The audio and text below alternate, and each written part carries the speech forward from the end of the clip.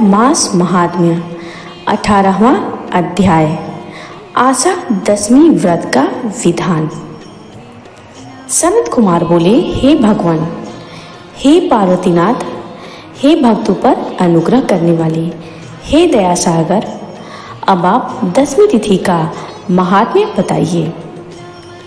ईश्वर बोले, हे सनत कुमार, श्रावण मास में शुक्ल पक्ष की दशमी तिथि से यह व्रत प्रारंभ करें। पुनः प्रत्येक महीने के शुक्ल पक्ष की दशमी तिथि को यह व्रत करें। इस प्रकार 12 महीने में इस उत्तम व्रत को करके बाद में श्रावण मास में शुक्ल पक्ष की दशमी तिथि पर इसका उद्यापन करें। राज्य की इच्छा रखने वाले राजपुत्र, उत्तम कृषि के लिए कृषक, व्यवसाय के लिए वैश्य पुत्र, पुत्र प्राप्ति के लिए गर्भिणी स्त्री, धर्म अर्थ काम की सिद्धि के लिए सामान्य जन, श्रेष्ठ वर्ग की अभिलाषा रखने वाली कन्या, यज्ञ करने की कामना वाले ब्राह्मण श्रेष्ठ, आरोग्य के लिए रोगी और दीर्घ काल तक पति के परदेश रहने पर उसके आने के लिए पत्नी, इन सबको तथा इसके अतिरिक्त अन्य लोगों को भी इस दशमी तिथि को व्रत करना चाहिए। जिस कारण से जिसे कष्ट हो, तब उसके निवारण हेतु उस मनुष्य को यह व्रत करना चाहिए। श्रावण मास में शुक्ल पक्ष की दशमी के दिन स्नान करके देवता का विधिवत पूजन कर घर के आंगन में 10 दिशाओं में पुष्प, पल्लव, चंदन से अथवा जौ के आटे से अधिदेवता की शस्त्र वाहन युक्त स्त्री रूपा शक्तियों का अंकन करके नक्त वेला में 10 दिशाओं में उनकी पूजा करनी चाहिए। घृत मिश्रित नैवेद्य अर्पण करके उन्हें पृथक पृथक दीपक प्रदान करना चाहिए। उस समय उपलब्ध फल भी चढ़ाना चाहिए। इसके बाद अपने कार्य की सिद्धि के लिए इस प्रकार प्रार्थना करनी चाहिए, हे दिग्देवता, मेरी आशाएं पूर्ण हो और मेरे मनोरथ सिद्ध हो। आप लोगों की कृपा से मेरा सदा कल्याण हो। इस प्रकार विधिवत पूजन करके ब्राह्मण को दक्षिणा देनी चाहिए। हे मुनिश्रेष्ठ, इसी क्रम से प्रत्येक महीने में दशमी तिथि को सदा यह व्रत करना चाहिए और 1 वर्ष तक इसके करने के अनंतर उद्यापन करना चाहिए। पूजन की विधि: स्वर्ण अथवा चांदी की अथवा आटे से ही 10 दिशाओं को बनवाएं। तत्पश्चात स्नान करके भली भांति वस्त्राभूषण से अलंकृत होकर बंधु बांधवों के साथ भक्ति पूर्वक मन से 10 दिग्देवताओं का पूजन करना चाहिए।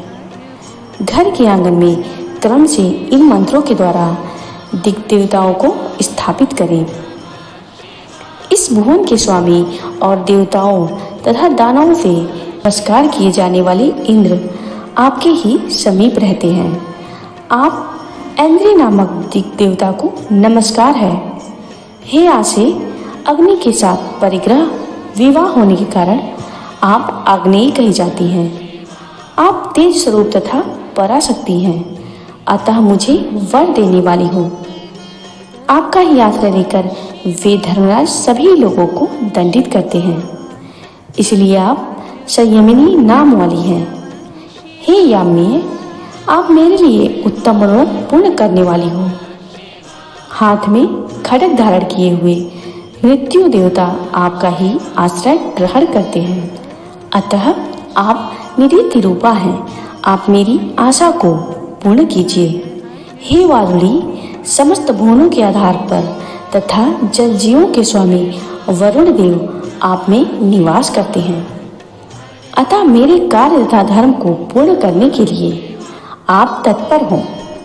आप जगत के आदि स्वरूप वायुदेव के साथ अधिष्ठित हैं, इसलिए आप वायव्या हैं। हे वायव्य, आप मेरे घर में नित्य शांति प्रदान करें। आप धन के स्वामी कुबेर के साथ अधिष्ठित हैं, अतः आप इस लोक में उत्तरा नाम से विख्यात हैं। हमें शीघ्र ही मनोरथ प्रदान करके आप निरुत्तर हों। हे ऐशानी, आप जगत के स्वामी शंभु के साथ सुशोभित होती हैं। हे शुभे, हे देवी, मेरी अभिलाषाओं को पूर्ण कीजिए।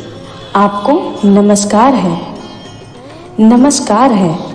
आप समस्त लोगों के ऊपर अधिष्ठित हैं, सदा कल्याण करने वाली हैं और सनक आदि मुनियों से घिरी रहती हैं। आप सदा मेरी रक्षा करें, रक्षा करें।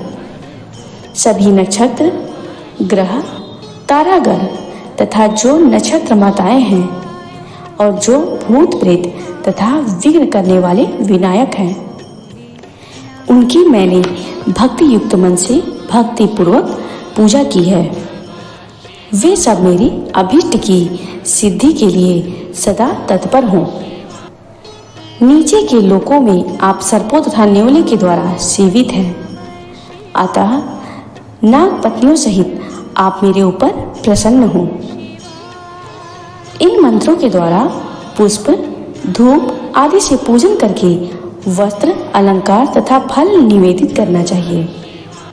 इसके बाद वाद्य ध्वनि, गीत, नृत्य आदि मंगल कृत्यों और नाचती हुई श्रेष्ठ स्त्रियों के सहित जागरण करके रात्रि व्यतीत करनी चाहिए।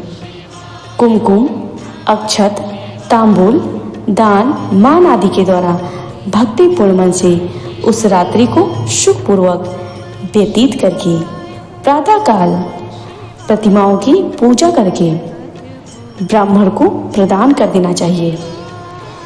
इस विधि से व्रत को करके क्षमा प्रार्थना तथा प्रणाम करके मित्रों तथा प्रिय बंधुओं को साथ लेकर भोजन करना चाहिए। हे तात, जो मनुष्य इस विधि से आदरपूर्वक दशमी व्रत करता है वह तभी मनोवांछित फल प्राप्त करता है। विशेष रूप से स्त्रियों को इस सनातन व्रत को करना चाहिए, क्योंकि मनुष्य जाति में स्त्रियां अधिक श्रद्धा कामना परायण होती हैं। ईश्वर बोले, हे मुनिश्रेष्ठ, धन प्रदान करने वाले, यश देने वाले, आयु बढ़ाने वाले तथा सभी कामनाओं का फल प्रदान करने वाले इस व्रत को मैंने आपसे कह दिया। तीनों लोकों में अन्य कोई भी व्रत इसके समान नहीं है। हे ब्रह्मपुत्रों में श्रेष्ठ, वांछित फल की कामना करने वाले जो मनुष्य दशमी तिथि को दसों दिशाओं की पूजा करते हैं, उनके हृदय में स्थित सभी बड़ी बड़ी कामनाओं को वे दिशाएं फलीभूत करती हैं। इसमें अधिक कहने से क्या प्रयोजन।